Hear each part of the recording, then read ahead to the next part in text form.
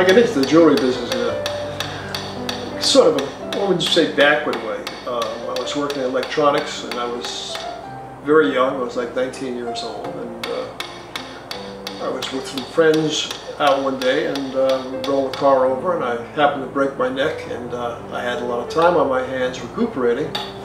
And during that time, in 1959, the jewelry business as it is today, this type of jewelry, wasn't as, I wouldn't say it's popular, but it was popular in odd places or oddball places, like Greenwich Village.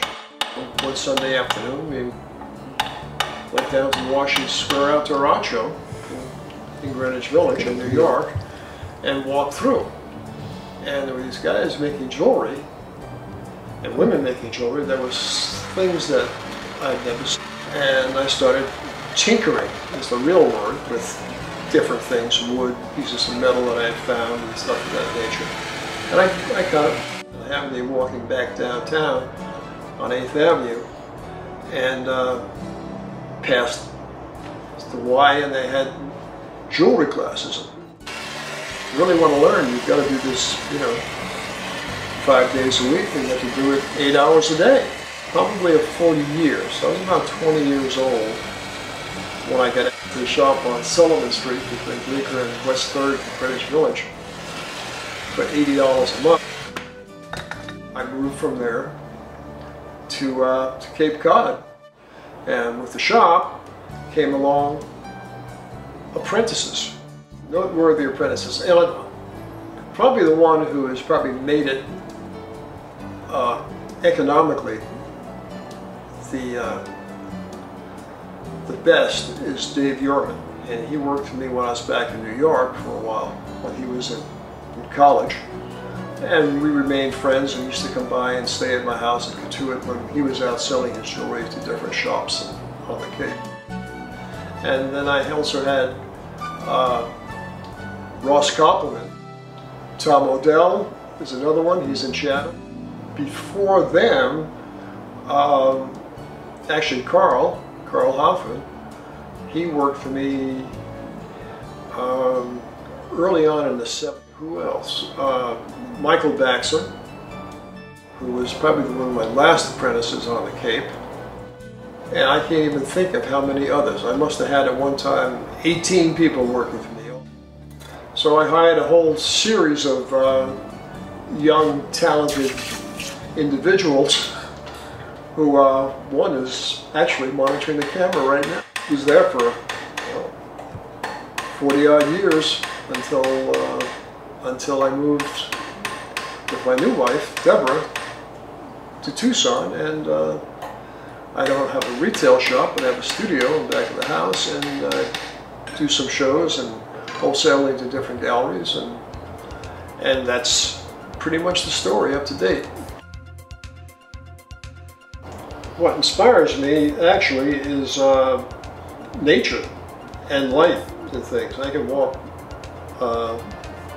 around and find pieces of wood and cactus that have been dried out and desiccated, stones and shapes of different objects around the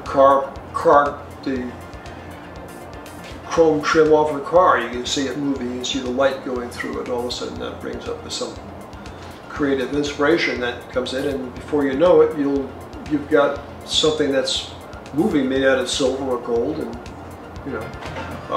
like that bracelet that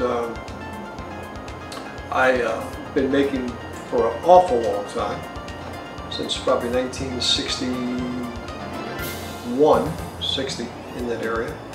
That was actually the first one I made, was because of a 1955 Buick hubcap that was spinning down, that was going down the street, and the street light caught it and